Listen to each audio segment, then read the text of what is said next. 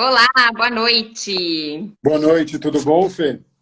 Tudo bem, Rê? Muito obrigada primeiro por ter aceitado aqui participar com a gente dessa live, Hum. onde a gente vai dar um auxílio aí aos clínicos na parte hepática e falei para a gente aproveitar também e abordar todas as suas especialidades, que são tantas, né? E contar um pouquinho com a sua experiência aí. Primeiro, pessoal, eu vou apresentar o Renato sob o meu olhar, né?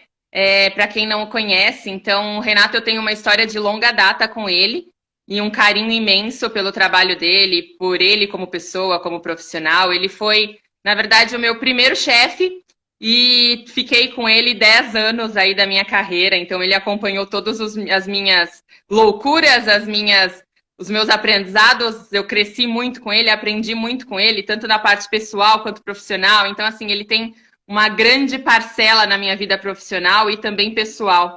Então, ele acompanhou a minha vida de um todo, desde eu me formando, eu como estagiária, eu me formando, eu nas pós, eu nos cursos, eu como mãe, eu grávida, enfim. Ele acompanhou a minha vida inteira aí. E a gente criou uma relação muito de amizade, então, por mais que profissionalmente divergimos diversas vezes, como acontece com todas as equipes, né? Batíamos de frente em muitas coisas, mas sempre com muito respeito e com um ouvindo a opinião do outro, então, o que é super importante para as equipes e que a gente tem dificuldade de ver hoje em dia, né? Então, hoje em dia, as pessoas têm opiniões diversas, acaba virando um problema dentro das equipes, e com a gente isso nunca aconteceu, a gente tinha opiniões diversas e conversávamos e chegávamos num acordo, então isso sempre foi muito bom. E então por isso mantivemos uma grande amizade até hoje, né? As minhas melhores amigas veterinárias eu conheci na Covet, então e a gente mantém uma amizade aí de 10 anos até hoje e somos muito amigas mesmo. E a gente, toda vez que a gente se encontra, então eu estava com a Tati e com a Dani essa semana, a gente fala muito bem da Covet porque foi a nossa casa, né? Foi aonde a gente se formou ali. Então foi onde nós começamos como recém-formadas e crescemos e montamos a nossa carreira. E hoje em dia cada uma de nós daquela época seguiu uma especialidade, seguiu uma área, mas todas voltam lá. Então se a gente precisa de algum socorro, a gente precisa de alguma coisa com os nossos bichos, é na Covet que a gente vai. Se a gente precisa de um remédio, é lá que a gente vai. Se a gente precisa de uma casa, é lá que a gente vai, né? Então eu acho que foi uma equipe muito boa de trabalhar, né? Então nós formamos uma família ali. Então eu sou muito grata ao Renato e à Covete e por toda a história que passamos juntos e a todo o aprendizado dele. E eu acompanhei o crescimento da carreira do Rê também. Então, ele como um bom clínico, um excelente cirurgião, ótimo no relacionamento com clientes, né? Então, os clientes dele correm atrás dele, buscam por ele. Então, ele tem uma experiência nessa parte com relacionamento com clientes que é fantástica. E as especialidades, né? O quanto que ele foi crescendo na carreira, o quanto que ele foi evoluindo. Então a gente vê aqueles bons clínicos veterinários que às vezes param no tempo, param na carreira, né? E não vão buscar crescer. Porque acham que já tem uma cartela de clientes fixa, acha que já tem um conhecimento adequado. E o Rê não, o Rê sempre foi atrás, né? Então tem 1 milhão de especialidades, ele vai se apresentar aí para vocês, para quem não o conhece. E ele está sempre indo atrás e buscando. Então, isso é legal, né? Da gente mostrar para os recém-formados que precisa se atualizar, né, Rê? Que não é achar que saiu da faculdade, que está pronto. E olha, galera, é um ótimo lugar para fazer estágio. Então, já fica a dica aí, já mandem a lista de quem quer estagiar aí, porque a gente tenta dar uma intervida aí para estagiar, fazer uma pré-seleção de estágio na Covete, porque é um lugar muito bom de se estagiar. Então, formamos grandes profissionais lá, né? Ontem a gente estava com o Renato Ordones aqui, que foi um dos nossos estagiários lá por bastante tempo. Então, falamos bastante disso também. Rê, se apresente agora para o pessoal, para quem não te conhece. Conta um pouquinho da sua história aí. Vamos lá, Fê. Obrigado por tantas palavras, né? Tantos elogios. Fico até meio inimido e meio tímido assim por falar alguma coisa. O pessoal vai falar, nossa, puxa saca, né? Mas assim, Puxa saco do ex-chefe não rola, vai. é. Então assim, eu só tenho a agradecer, sim. E eu que agradeço por você e tantas profissionais de excelente qualidade que hoje estão no mercado terem passado por lá. E eu acho que é uma reciprocidade de conhecimento, uma reciprocidade de aprendizado, né? A gente vai evoluindo e aprendendo. Falando um pouco de mim, né, só uma breve apresentação. Eu me formei em 1995, né, com o CRMV em janeiro, pela Unip, sou da primeira turma da Unip, uma turma até que excelentes profissionais que saíram de lá dessa primeira turma. Depois, em 2000, eu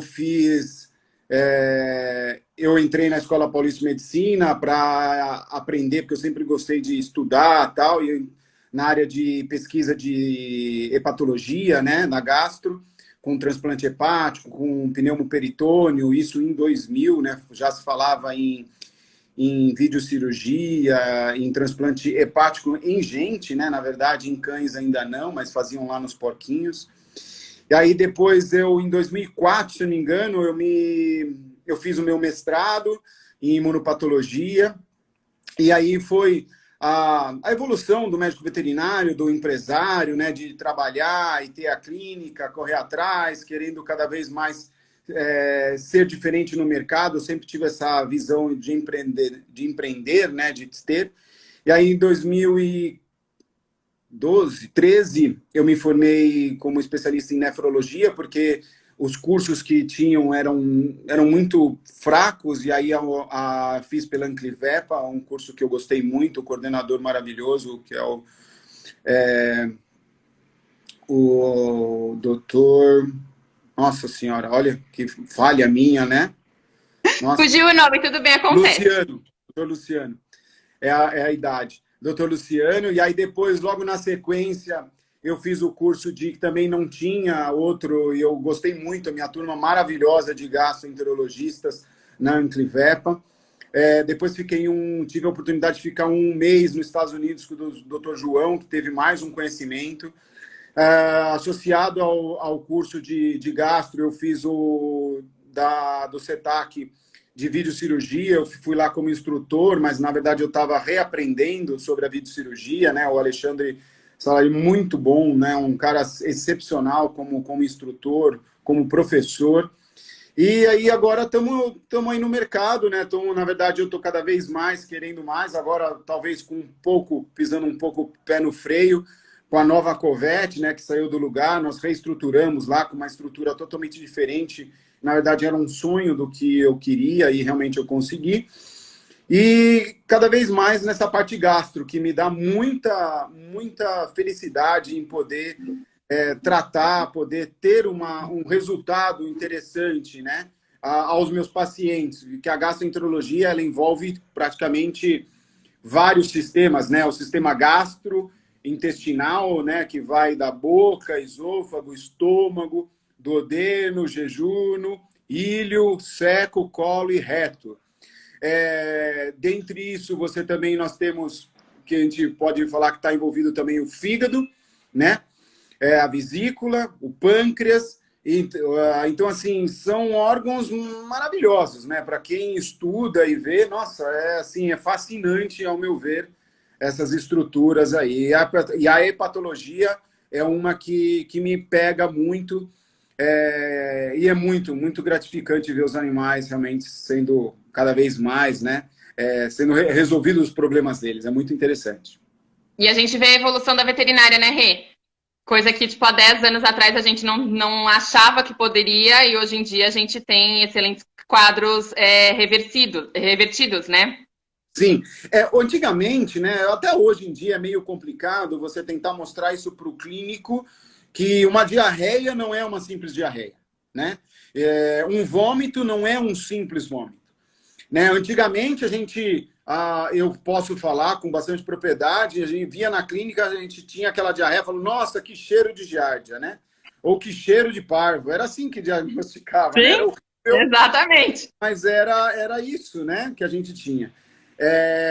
E é lógico, depois de alguns anos, e o que houve essa mudança dentro do meu eu, foi a saída para fora, que hoje eu me baseio no problema, que é a diarreia ou vômito, e a partir daí eu desenvolvo toda uma linha de raciocínio em cima dos diagnósticos diferenciais que podem gerar a diarreia e o vômito. E às vezes, muitas vezes, olha, não é uma ou duas, mas muitas vezes eu passo pacientes comigo com um problema gastroentérico inicial, e aí depois eu vejo, não é gastroentérico, é endócrino, ou é um problema de nefrologia, né? E assim, são coisas simples que faltou um olhar diferente. Que o clínico tem essa mania, né, da gente... E que também eu falo... Generalizar tudo, né? Isso, e na verdade é aquilo lá. Ah, tá com diarreia. Ah, não, é aqui. Então é problema intestinal, é só isso, trata, Só um resolve. sorinho, um metronidazol. É. Não, e pior que assim, se você for ver, o sintoma vai tratar, mas e cadê a causa, né? A gente não fecha um bom diagnóstico, e é isso que falta. Fechar diagnóstico, o tratamento tem livro, então você não precisa saber muito, sabe? Mas eu acho que o raciocínio é tudo. E é aí que vale a sua consulta, né? Eu acho que aquela pessoa que cobra uma consulta abaixo de R$ 100 hoje, eu sei que não é o valor aqui em questão, mas talvez ele não sabe o quanto vale o estudo dele. Quanto vale o quanto que ele está estudando e a importância dele, sim, se especializar cada vez mais, sim, entender cada vez mais aquele problema daquele paciente.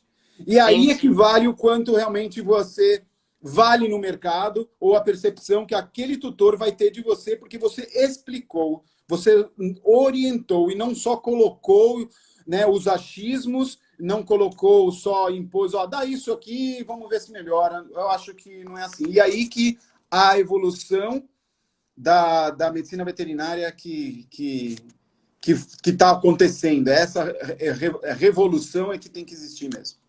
Isso. Eu tenho trabalhado muito com os alunos, com os mentoriados, exatamente isso, né? O nosso novo cliente. Porque o nosso novo cliente, ele é aquele que é exigente, né? Ele tem o pet como um filho e ele tá muito atrás de conhecimento. Então, ele vai buscar, então ele vai ouvir várias opiniões e ele quer o melhor profissional, né? E o que a gente trabalha muito é exatamente isso, que olhar o tratamento no livro, numa apostila, qualquer um consegue. Né, aplicar uma dose, calcular uma medicação, qualquer um consegue. Mas a grande diferencial do bom veterinário é o saber fazer um bom exame físico, uma boa anamnese, chegar numa lista de diagnósticos diferenciais e conseguir saber a partir dali quando é a hora de pedir quais exames para fechar o diagnóstico e também qual é a hora de encaminhar para um especialista.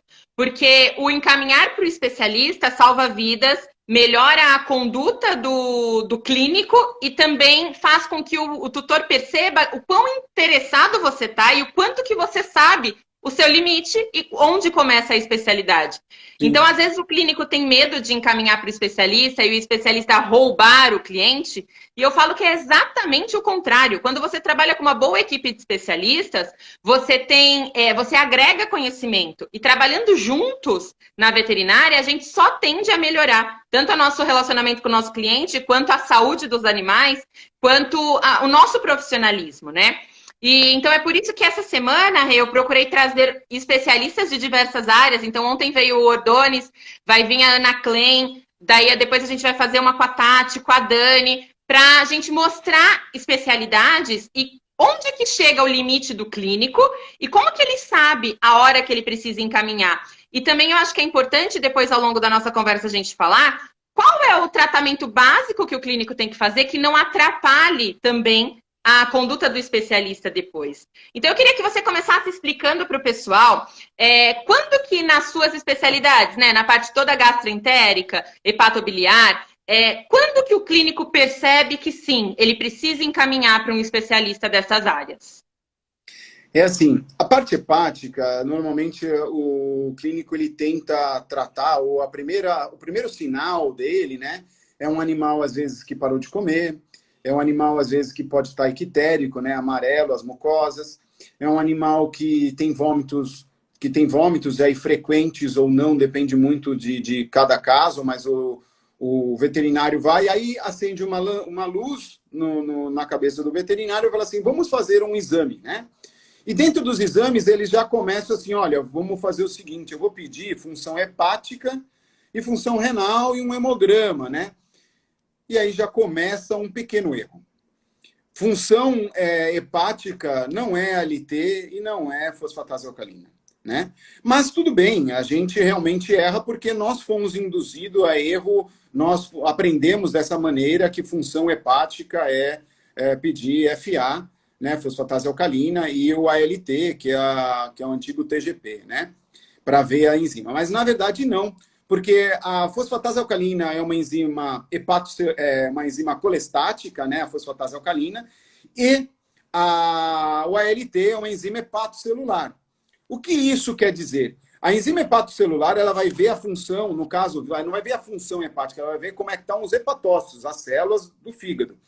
E a fosfatase alcalina vai ver o quê? Uma questão colestática, ver se tem alguma alteração nas vias biliares, ver se tem obstrução, ver se algo está aumentado nessa questão das vias biliares, né? Podendo ter aumento do colesterol, né?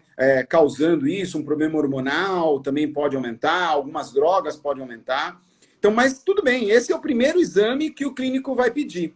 Então, o que eu posso adiantar para o clínico é assim, peça isso, mas peça pelo menos uma enzima hepática, que seria a albumina, né? Que seja a proteína total e frações, que é muito importante no que tange a gente saber um pouco de como está a função. É um pouco, porque existem outras enzimas, exemplo, a bilirrubina, que apesar de ser uma enzima também colestática, ela também é de função hepática, e os ácidos biliares, que são enzimas específicas, né? Mas é o último nível, que talvez aí sim o especialista que deve já ter entrar em ação aí no caso, tá?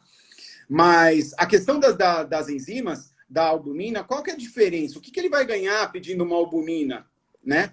Ele não vai ganhar só a função hepática, porque a albumina, ela mostra a função hepática, mas principalmente, exemplo, a globulina também, tá? Porque, por exemplo, se você tiver uma baixa só na albumina e não tiver na globulina, é um problema possivelmente hepático. Agora, se tiver uma baixa na globulina e na albumina, que são duas proteínas, pode ser por perda proteica, né, por uma diarreia que ele está tendo, uma doença inflamatória intestinal, e aí realmente você está sendo direcionado um pouquinho diferente. Então, mas isso sim, o clínico é o primeiro exame a ser realizado, seria esses exames de enzimas, né? Vamos propriamente dito, Fê. Tá. E daí, a partir disso, ele vê que tem alguma alteração. O ideal é, antes dele iniciar qualquer tratamento, ele já te encaminhar, ou ele pode fazer um pré-tratamento ali para te encaminhar. Então, o que seria melhor para ele fazer para não atrapalhar tanto o seu diagnóstico quanto a sua evolução? É assim, o que o especialista vai pegar essa informação, o que eu poderia trabalhar adiantando, assim, o clínico poderia adiantar para mim alguma coisa. Primeiro, pedir esses exames. Fazer um ultrassom para ver se não tem nenhuma alteração, tipo uma obstrução, um tumor. Basicamente isso, né? Ele vai ver isso, se não tem uma pancreatite associado, né? Então, isso já vai dar mais um ganho de informação para o clínico. Aí o clínico, pegando essa informação, o que ele pode fazer? Qual ele vai ganhar, né? O que ele pode fazer a mais para o paciente dele, que o paciente vai ganhar? Ele vai entrar com nutracêuticos, né? Quais são os nutracêuticos? Um SAMI da vida, né? Que é o S-adenil metiladenosil, tudo mais, que é um precursor ele ajuda os hepatócitos, ele capta radical livre, né? Ele regenera as células, mas ele, na verdade, é só um nutracêutico. Mas ajuda. A silimarina, que é uma outra droga, né? Como também ele pode usar remédios que têm compostos que vão induzir a produção do SAMI e induzir a melhora assim, da função hepática ou da evolução hepática, vamos dizer assim. São remédios de nomes comerciais no mercado, sempre começando com EP, alguma coisa, né? Que é envolvido no fígado. Isso já vai ajudar, né? Já vai ajudar. Se as enzimas passado 1 mês, 2 meses com aquilo, o animal não tem mais vômito, mas as enzimas, o ALT, continuam aumentado, tal, 2 vezes o padrão, opa, aí tem algo mais. E aí esse algo mais é o momento de você passar a bola para um especialista, porque ele vai dar a continuidade. Ah, mas eu preciso, como clínico, fazer todos os diagnósticos diferenciais e ajudar, né, a discernir, a fazer um bom delineamento? Claro, essa é a função do clínico, teoricamente, né? Não vou mentir que para mim é ótimo se ele não fizer, porque aí eu vou mostrar mais ainda o meu trabalho. A necessidade da especialidade. É mais ou menos isso. Porque se todo mundo fizer basicamente o que eu estou falando, ele se torna, querendo ou não, um Diferencial, né? e um diferencial. E é isso, nós não somos super-heróis. Nós somos pessoas apenas que gostamos do que a gente está estudando, que é, no caso, o meu caso, é o fígado, né? É o intestino, é o rim, né? Então eu gosto de estudar. Né? Então não está fora de alcance de ninguém. Está fora de alcance de quem não quer entender o quanto ele pode melhorar a vida de um animal naquilo que Exatamente. ele está fazendo. Quem quer ficar no básico, né? Quem não quer abrir a mente pro novo, pro além, né? Quem não quer sair daquele basiquinho soro e antiemético que às vezes a gente vê clínicos tratando aí as doenças hepáticas assim, né? Então, a gente precisa direcionar de um outro olhar para essas alterações hepáticas. Sim, e existe diretrizes, existe consensos hoje que mostram isso. Então, assim, o consenso é um conjunto de médicos de uma associação que conversaram e delinearam direitinho quais são os passos, o que você deve fazer, os exames que você deve realizar, o que você deve prestar atenção, e a partir daí tomar as decisões, as melhores decisões possíveis, entendeu? Seja envolver uma biópsia hepática, seja envolver uma citologia hepática, e a citologia também não é um bicho de sete cabeças, você faz sem anestesia, só com um bom ultrassonografista. Né? E para que eu vou fazer uma citologia hepática? Para ver linfoma, para ver mastocitoma, que mais?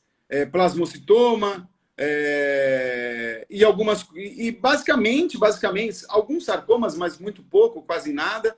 Então, basicamente, você não consegue ver mais do que cito nisso daí. Mas a cito já vai ajudar também. Então, aí você não precisa fazer coisas tão invasivas e às vezes está na cara, assim, nossa, faça uma cito. Esse fígado, esse baço mostram isso. Então, faça, que com certeza você vai ter o diferencial. E eu acho que é importante, né, a gente frisar isso para o clínico, porque tem muito clínico que tem muito medo até de encaminhar o paciente para uma cito hepática, por achar que é um procedimento mais perigoso, por nunca ter acompanhado, não ter a rotina de fazer, né? E eu acho que é importante o clínico saber o quão tranquilo é esse exame, que a gente faz assim, tipo, na rotina, e só com o ultrassonografista ali, e o enfermeiro segurando o paciente, e é super tranquilo, o proprietário fica na sala.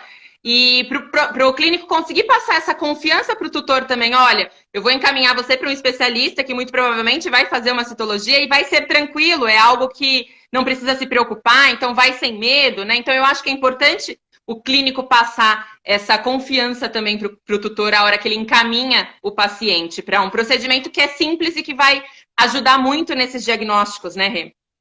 Fernanda, é incrível o que eu vou falar agora. Mas é uma verdade e através disso eu consigo bons resultados. Hoje o meu ticket médio, o que é ticket médio para quem não sabe? E as empresas às vezes avaliam muito isso, tá? Vocês estão começando agora, clínico, avaliam. E não avaliam, infelizmente eles avaliam no lado do negócio. Eu falo que eu avalio no caso da clínica, tá? Mas meu ticket médio, e eu preciso não do ticket médio eu preciso dos exames. É R$1.000? É quase R$1.000. Tá? Entre consulta e exame. E isso não quer dizer que eu estou explorando cliente nenhum. Na verdade, eu estou mostrando para ele o que existe de melhor para o animal dele. Para eu chegar no melhor diagnóstico. E vou falar de experiência, aquela questão de experiência. Uma vez, eu acho que você até trabalhava lá, uma cliente foi até a clínica, eu fiquei com dó financeiramente da cliente e falei, não gasta, vamos fazer isso. Aí eu pedia de bocadinho em bocadinho. Pouquinho em pouquinho. Eu pedi um exame. Chegou uma hora que ela não voltou. E passado um mês ela voltou. Ô, doutor Renato, tudo bem? Eu falei, oi, como é que tá o gatinho, né? Era um gato até. Falei, como é que tá? Ah, doutor, na verdade, ele tá bem, né? Não, na verdade, ele não tá bem, porque ele tinha morrido, se não me engano. Mas, resumindo, ela falou assim, não, até foi bom o senhor ter perguntado dele, porque é o seguinte, sabe aquele lá, tal, por que o senhor não pediu o exame de tal? Eu falei, não, eu falei para você que eu ia pedir, mas eu não pedi tudo, porque eu não queria que você gastasse, né? sabe, é muito dinheiro, tal. Ela virou para mim e ela andava bem simples, bem simples. Ela falou assim, o dinheiro é meu, eu quero que você entenda que você tem a sua responsabilidade é passar o que é de melhor para o meu animal. Quem vai decidir o que eu devo ou não fazer sou eu, como tutora. E eu acho que isso é um aprendizado para o senhor, doutor Renato. Ela saiu de lá não brava comigo, muito pelo contrário, ela me agradeceu, ela falou que eu era muito que eu cuidava muito bem dos bichos, que ela ia continuar voltando, mas que eu, daqui para frente, para eu não julgar as pessoas e sim pedir. Se a pessoa não quiser fazer, não é culpa minha, e também não é culpa da pessoa, tá tudo certo, né? A gente tenta fazer o melhor. Quantas vezes eu estou tendo hoje em dia, eu faço endoscopia, hein? Mas atendo pacientes que têm doença inflamatória intestinal, está muito claro, e a pessoa, às vezes, não tem condição financeira de dar a continuidade, até de fazer uma endoscopia, uma colonoscopia, ou tem medo da anestesia, que também é outra coisa que a gente tem que desmistificar isso. Sim. No fim, eu trato, né? Eu trato, mas quem tomou a decisão? Ela, não fui eu. Mas eu dou todas Você deu a oportunidade dela fazer o tratamento correto e os exames corretos, né? Esse é o nosso papel, né? O nosso papel é que nem eu tenho uma paciente agora que eu operei ela há 6 meses de um tumor hepático. Eu propus para ela uma cirurgia de hepatectomia com grampo, né? Que isso é uma coisa que ninguém em São Paulo quase faz. Super nova, né? Sim, o grampo custa R$ 1.500 cada grampo. Ela comprou 3 grampos, né? São tutores simples, mas magníficas em relação ao cachorro dela. Agora, recente, acabei de fazer uma colicistec dela, né? Fiz por vídeo cirurgia. E, infelizmente, ela está com um tumor no pulmão. E eu vou fazer uma toracoscopia usando o grampeador no pulmão para retirada. Ela falou, doutor Renato, eu confio 100% no senhor, porque o que o senhor fala acontece. Né? Mas eu não é que eu não sou nenhum mago. A questão é que eu traço o delineamento correto e não é o diagnóstico, né? É a conduta. E eu acho que o grande ponto aí é o passar confiança ao tutor. A partir do momento que o tutor confia no que a gente está falando, ele vai dar o seu melhor para fazer tudo aquilo que você pede. Às vezes eu falo muito com os alunos que os alunos vêm com muita reclamação do tipo, mas como que eu chego no meu diagnóstico se todo exame que eu peço o cliente fala não? Mas às vezes é a forma como você está lidando desde a hora que você atendeu o telefone do cliente. Se ele não confiar em você, ele realmente não vai querer fazer. Agora, a partir do momento que ele fala, nossa, eu confio de corpo e alma nesse veterinário. Então, o que ele falar, eu tenho que dar um jeito de fazer, ele vai dar um jeito de fazer. Né? Então, e a gente vai ajudando, né? E vou falar para você, isso aconteceu agora, recentemente, tá? Foi um tutor lá, passou com uma das veterinárias minhas, e infelizmente a primeira coisa que ela sem querer falou, o cachorro estava com diarreia, eu acho que vômito, e ela, a primeira coisa, em vez dela explicar, ela virou para o tutor e falou assim, tá bom, você já fez um ultrassom? Já fez exame de sangue? Na hora, a tutora falou assim, não, eu acho que você é muito nova. Não, novo vai pedir exame? De novo vai pedir exame? Quer dizer, e aí ela saiu correndo. Eu liguei para ela, expliquei, dei uma aula por telefone, expliquei os porquês. Ela entendeu, já marcou o retorno e vai fazer os exames comigo. E a questão é explicar. Na verdade, primeiro, você não fala em valor. Segundo, você explica os porquês. E depois, dê as opções de exames. Do mais importante para o menos importante e os porquês de cada exame. A partir daí, não é mais problema seu. Sim. Porque você está mostrando o que você está fazendo, a sua linha de raciocínio. Eu acho que aí começa o diferencial de todos nós. E eu falo que a grande importância aqui é porque o tutor ele vai procurar o veterinário para solucionar o problema dele. Né? Então ele não quer sair de lá com mais problemas, ele quer um problema solucionado. O animal dele está mal, ele quer o animal bem. Então ele vai fazer de tudo para que isso aconteça, desde que o veterinário explique o raciocínio dele, o que ele está pensando, e faça o tutor entender a grande importância daquilo que está acontecendo. Eu acho que esse é um dos grandes diferenciais do veterinário que consegue ter um bom relacionamento com os clientes e daquele veterinário que vai muito só na técnica, vai muito só no básico e esquece que a gente trabalha com o relacionamento interpessoal também, e não só com a técnica com o paciente. Sim, outra coisa também que é um diferencial e que eu vejo que é muito importante e faz a diferença para o tutor. Na hora que você estiver explicando qualquer coisa para o tutor, não apenas fale, escreva, mostre às vezes no papel ou onde você quiser. Atualmente lá na clínica eu fiz uma projeção numa televisão na frente e eu faço tipo aulinhas, sabe?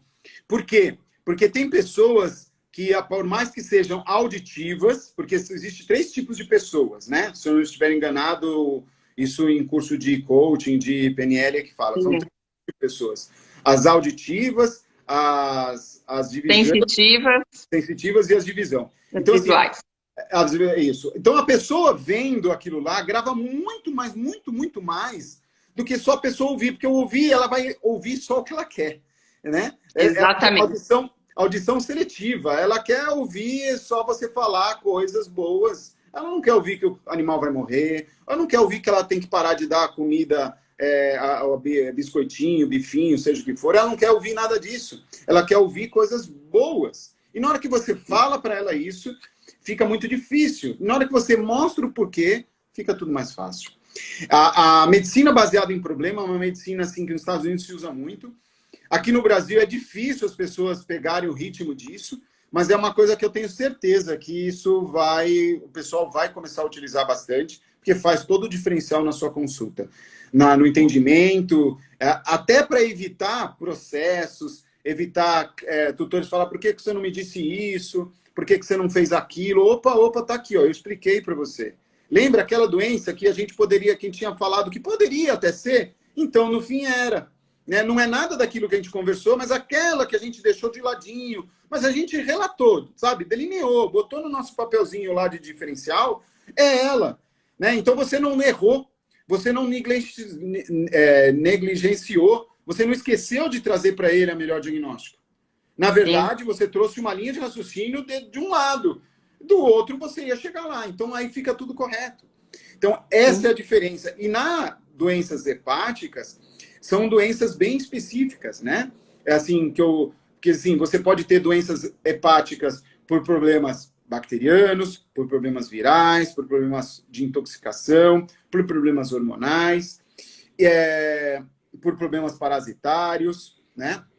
Então, se você não entender como você vai explicar isso, exemplo, como é que o animal vem à sua clínica com cálculo de vesícula e você fala para o tutor que não precisa operar?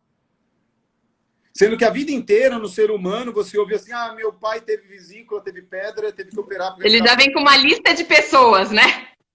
O Google disse isso, né? Mas assim, eu tenho pacientes lá que já está 2 anos com cálculo, né? E não opero, por quê? Porque não há necessidade. Ele não vai entupir, ele não vai coisar, não vai causar infecção nem nada. A infecção vai vir via ascendente, do duodeno para cima. Não do fígado por si só, pode ser endógena também, né? Hematológica, pode ser. Mas é muito, muito difícil, mas não seja impossível. Então, assim, se você explicar para o doutor o porquê, vou tirar a sua vesícula. Aí, ok. Ou, olha, eu vou ter que fazer uma retirada de um tumor, vou ter que fazer uma biópsia hepática, que é uma coisa também que poucas as pessoas fazem. Esses dias não tem cabimento você abrir uma avenida num cachorro ou num gato para fazer uma biópsia hepática. Hoje já tem né? laparoscopia, que não seja comigo, faça com outro. Mas não deixe de fazer. O tempo de cirúrgico é ridículo. A resposta do animal é maravilhosa. Então, assim, por quê? Né? Por que submeter ao animal a procedimentos que começam a ser ultrapassados?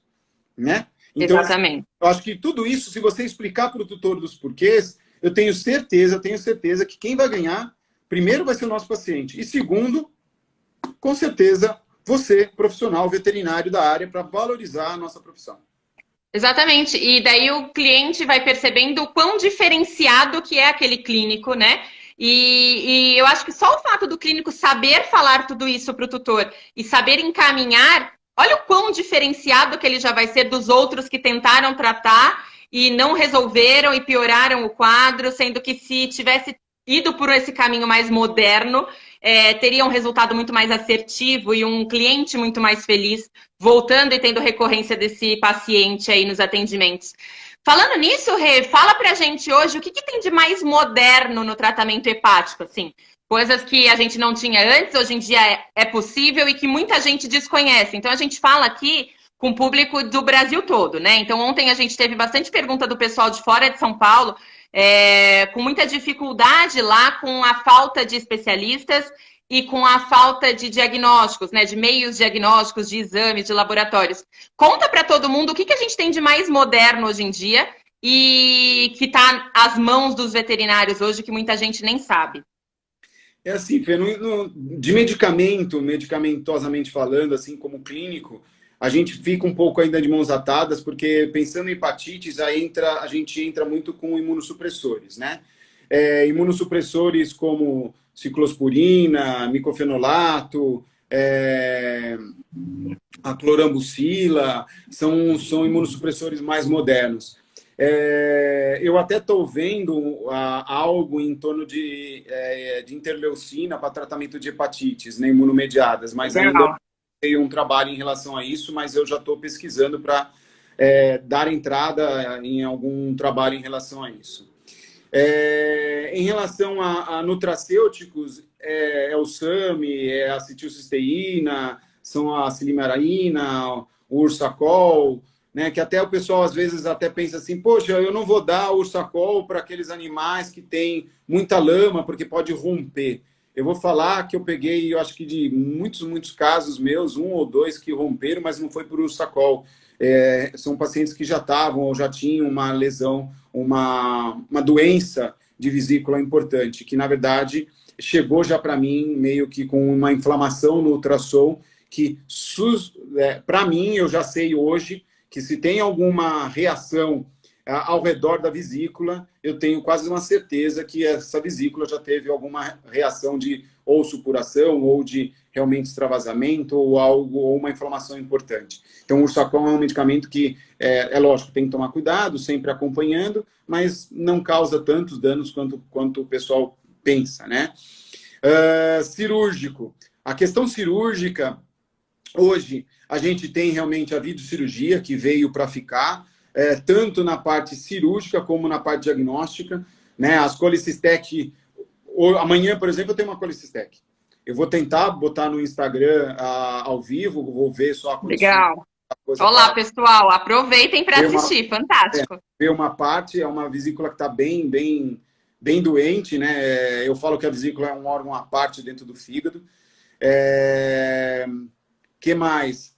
Então, para mim, Colicistec hoje, se você não tem uma obstrução real, né, por cálculo no ducto comum, né, no colédoco, eu acho que é viável você fazer por vídeo sem problema algum. E se tiver, é um pouco mais trabalhoso fazer a lavagem do ducto, né? Porque antigamente, como é que a gente fazia a lavagem do ducto comum? Que é um caninho, para quem não sabe, eu acho que todos os veterinários sabem, né? Mas se tiver gente que não são veterinários aqui para saber, é um cano que liga o duodeno até a vesícula, né? Então, se esse ducto tiver entupido, se eu opero e tiro a vesícula, acabou o animal, ele vai morrer.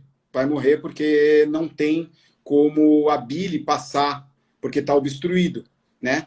Então, isso daí é causa morte. Então, você tem que saber o momento certo de operar, que é outra coisa também que as pessoas têm que entender, que você tem que fazer um tratamento. Eu estava lendo alguns textos hoje, de 2020, uma revisão de literatura, que 40% era a casuística de morte pós-colicistectomia. E muitas das colicistectomias tinham morte pelo tempo errado de cirurgia, pelo não preparo da cirurgia. E no final, no resumo, ele fala que a colicistectomia para a mucocele é o melhor tratamento, e precocemente. Então, assim, não é que a colicistec era ruim, né? Eu não vou fazer por vídeo porque pode morrer. Não é porque você não sabe o momento certo de operar. Você não fez o preparo certo para operar. Então, isso eu acho que são coisas importantes. Usar grampeadores em cirurgias, que nem essa da hepática, pô, é magnífico. O tempo cirúrgico seu, nossa, é demais, né? Então, assim, nessa parte cirúrgica, diagnóstica, né, as biópsias hepáticas que começam a ter muito mais efeito no mercado, é lógico que muita gente olha assim e fala, tá, o que eu faço com isso, né, com esse diagnóstico que deu? Você tem que tratar, você tem que ler. E também que antigamente a gente não tinha bons patologistas, hoje a gente tem ótimos patologistas. Sim. Então, utilize-se deles, utilize da literatura para você realmente fazer esse tratamento, né? Então, assim, num modo geral, não é que existe novo. Eu acho que existe, eu acho que está disposto para nós, né? Está ali para a gente o conhecimento. Sim. Eu acho que é novo para quem realmente não tem esse interesse de pesquisar, de ver o quanto é bom quando a gente tem material cirúrgico na mão, a gente tem técnicas cirúrgicas ou técnicas de terapia, de terapêuticas, de diagnóstico. Então, assim, eu acho que cabe a nós fazer isso cada vez mais, ficar melhor para o nosso paciente. Perfeito, eu acho que, olha, galera, uma verdadeira aula hoje que a gente está tendo aqui. Vamos para finalizar aqui um assunto que todo clínico tem um pouco de receio ao atender, que são os gatos, né? Tirando o pessoal das especialidades felinas aí, o que você tem para falar para a gente sobre os gatos na parte hepática? Então, gato como eu falo, ou como eu falo, não, como todos falam, né? É um bicho diferente, né? Gato é gato, cachorro é cachorro, não tem nada a ver. O que a gente tem que se preocupar mais com gato, a parte hepática? Os linfomas, no modo geral, né? Os parasitas, né? Existe que é transmitido pela lagartixa, que dá uma icterícia importante, que dá uma colangite importante, então tem que ser tratado e tem que tentar, através do histórico, pegar esse gancho, essa possibilidade de ser. Os linfomas é simples, é você fazer citologia, você consegue através da citologia. As colangites, causadas às vezes por pancreatites, né? Gato tem muitas pancreatites crônicas que tem que ser tomado muito cuidado com elas, né? Então, assim, as colangites em gatos são bem complicadas, porque na verdade envolve três coisas, né? Não envolve o pâncreas, envolve o duodeno, envolve o fígado, e isso daí, às vezes, é uma das causas, né, da tríade, né, que o gato tem. Então, isso a gente tem que tomar muito cuidado. O tratamento é antibiótico, mas não pensando no pâncreas, porque só menos de 5% das pancreatites são infecciosas, tá? Mesmo tendo as pancreatites supurativas, necrosantes, tal, que você tem que entrar com antibiótico, mas são muito poucas. Mas você tem que entrar com antibiótico pensando numa prevenção do que o duodeno pode estar transmitindo através do trato gastroentérico ali, né? Do intestino, as bactérias ali. Contaminação por Escherichia coli, por clostridiose, por algumas bactérias importantes que podem causar uma inflamação importante. Então, é muito mais um processo inflamatório do que infeccioso. Então, entrar com alguns anti-inflamatórios, ou que seja o Maxicam mesmo, é um bom anti-inflamatório nesses casos, mesmo tendo pancreatite. Com a mão leve você pode entrar. Ou, às vezes, corticoide. Com a mão leve você pode entrar. E fazendo o acompanhamento adequado, né? Sim, hidratar bem. O que eu vejo também é muita gente operar vesícula de gato, né? Assim, sem pudor. Vai lá, tira a vesícula e acha que resolveu. Nossa senhora, eu acho que eu tirei uma vesícula de gato até hoje. O resto tudo tratamento clínico. Gato é muito difícil ter problema de vesícula, sabe? Que nem mucoséria em cão. Gato com problema de vesícula você pode ter em pacientes que têm diabetes, hiperadrema em gato é muito raro, mas pode ter. O hipotiroidismo em gato é raro, mas pode ter, né? Você pode ter uma colangite por causa do hipertiroidismo em gato, é comum. Então, assim, são coisas específicas que, mais uma vez, diagnóstico diferencial, né? Sim. Diagnóstico diferencial. Se você sabe os diagnósticos diferenciais, o que podem gerar uma colangite, uma colangiohepatite, uma icterícia em um felino, você consegue, dali em diante, traçar um bom diagnóstico, pedir os exames corretos e fazer o tratamento correto no gato. Existia ou existe ainda, talvez, uma coisa assim, gato não pode ficar um dia sem comer porque já dá lipidose hepática. Não é assim, não existe trabalhos que demonstram que não é assim, é lógico que tem que ter todo um cuidado, mas um cuidado muito mais porque o gato ele é meio melindroso, sabe? Então, assim, ele não vai comer, às vezes por raiva, por medo, por estresse. Por estar na internação, né? Então, aí você coloca a sonda, que também não é um bicho de sete cabeças de fazer, uma sonda esofágica, e que normalmente quase todas as internações falam, o gatinho internou, tem que botar sonda, né? Passou um dia, tem que botar sonda. Eu acho que tudo tem que ter uma certa ponderação, se você puder evitar, ok, se você não puder evitar, normal, bota sonda. Mas também não é um bicho de sete cabeças, a lipidose hepática, no sentido dela vir à tona tão facilmente num gato. Né? Existe todo um manejo que você tem que fazer adequado para você não levar o animal a um estresse tão elevado que vai gerar uma lipidose hepática no gato também. Perfeito, acho que ajudou muito, hein, galera? Acho que tivemos uma verdadeira aula aí hoje. E vamos abrir para perguntas? Alguém tem alguma pergunta? A Ana está perguntando aqui, Rê, se por ser menos invasiva, a videocirurgia tem uma recuperação melhor e mais rápida. Eu vou falar que eu opero não só na minha clínica, como eu opero numa clínica em Arujá e na Moca. Eu operei lá alguns pacientes já, todos eles saíram no final do dia. Eu operei de manhã, saiu no final do dia de uma colicistec.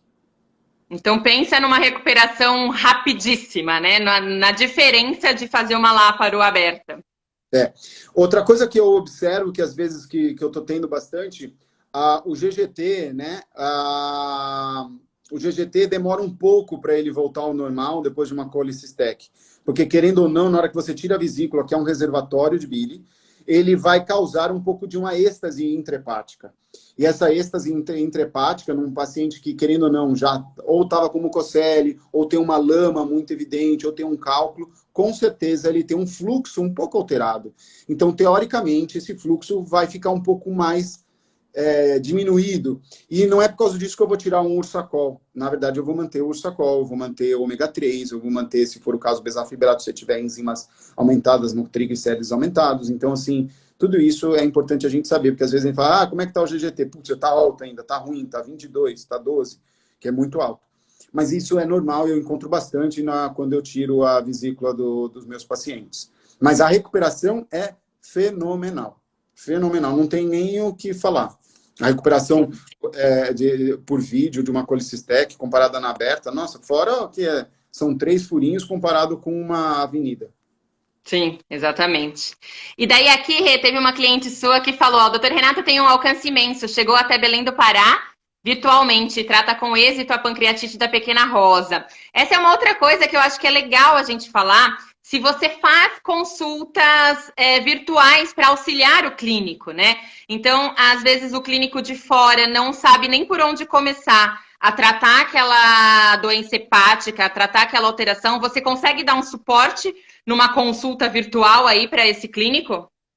É assim, Fê, hoje em dia, né, essa questão, a gente mudou o nosso mundo, né, depois do corona, né? Todo mundo, até a veterinária, falava, eu nunca vou passar tratamento para cliente meu, porque pode gerar processo, pode gerar isso e aquilo e tal. Eu vou falar assim, se você sabe o que você está fazendo, está registrado, então não tem como você errar, né? Você só precisa saber o que você está fazendo. Mas descrever tudo, o que você não pode é só falar. Por falar, não adianta. O que está registrado é o que você está escrevendo. Então, assim, eu tenho essa paciente do Belém, eu tenho um paciente em Rio Branco, na Bahia, no Sul. Então, eu tenho pacientes hoje no Brasil.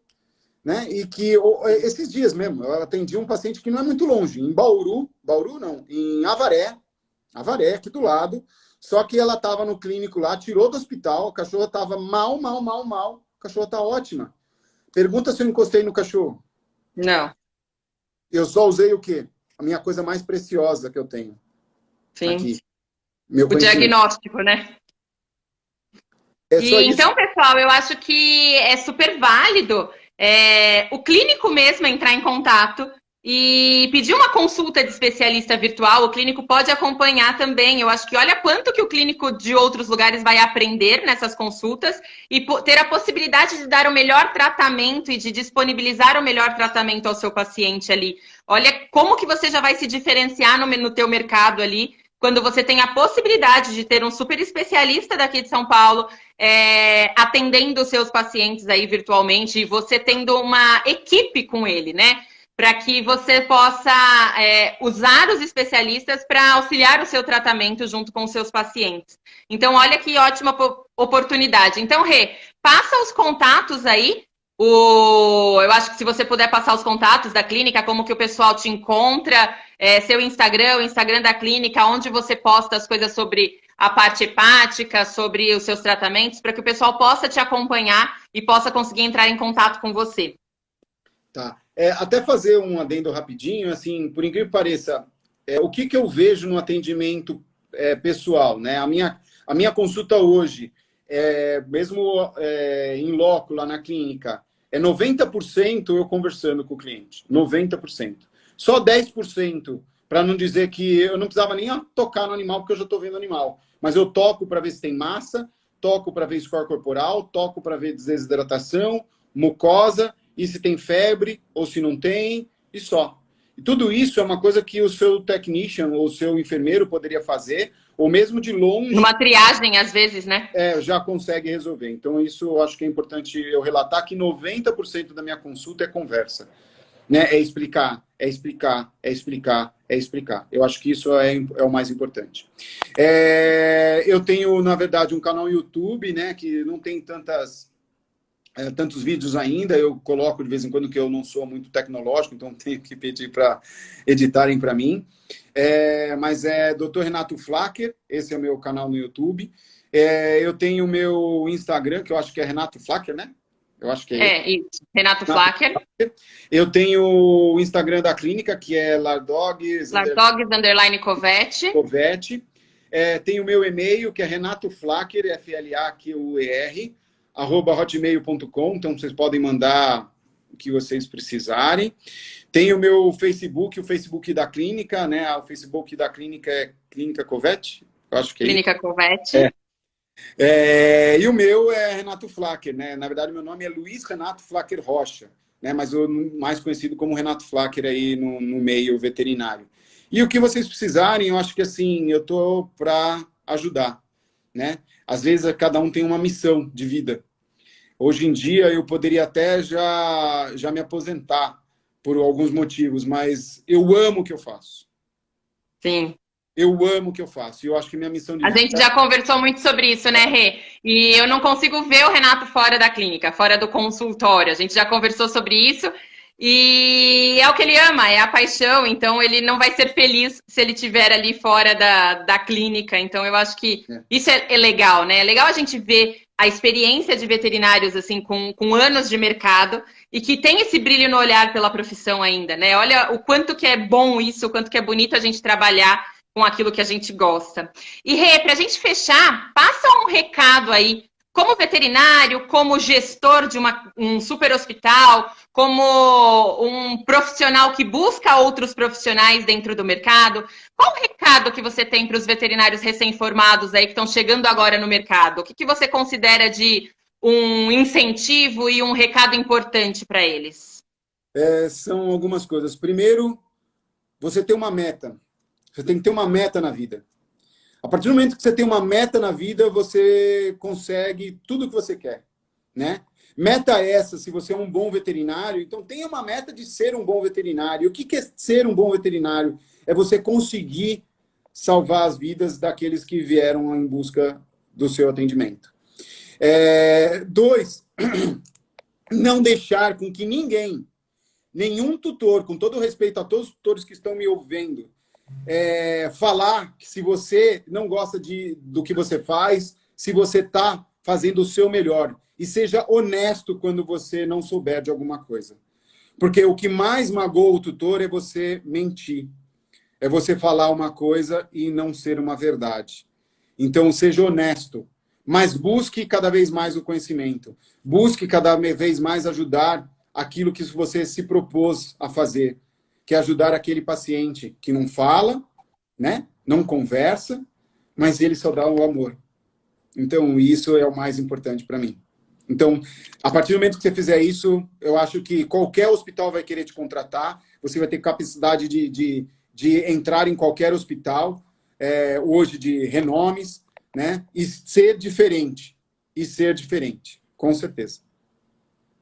Rê, imensamente obrigada mais uma vez por estar aqui com a gente. Foi um grande prazer quando você aceitou participar aqui do nosso canal. Você sabe o carinho e o orgulho que eu tenho de você em toda a minha carreira e da nossa amizade aí, que persiste durante todos esses anos. Então, muito obrigada, de verdade, por dividir todo o seu conhecimento aqui. Foi uma verdadeira aula para todo mundo. Eu tenho certeza que o pessoal vai querer rever, então vou deixar a live gravada para o pessoal pegar de novo os conhecimentos que você trouxe aí e poder salvar lá para que veja e reveja algumas vezes. E conte com a gente também, estamos sempre por aqui e com certeza nós sempre contaremos com vocês e com a Covete, que mora no coração, não tenha a menor dúvida. Vai ser sempre um prazer, Fê, a hora que você precisar, sabe que a gente tem essa ligação, né? Você e todos os veterinários que já passaram, eu tenho o prazer de ter vocês aí como minhas amigas, como minhas ex-funcionárias, ex-colegas, na verdade, muito mais bonito do que funcionária, porque a gente era uma parceria, a gente era uma equipe, e é o que a gente tem que ter hoje dentro de um estabelecimento, assim, equipe. Né? Um ajudar o outro, porque ninguém é o dono da verdade, e nós estamos todos lá para aprender. Inclusive, aprender com os próprios tutores, né? Que às vezes nos ensinam. Sim, sim. Tá? Exatamente. Obrigado a todos que acompanharam a gente aí. Exatamente. Pessoal, muito obrigada pela participação e uma boa noite a todos. Um super beijo e até amanhã. Tchau, tchau. Tchau.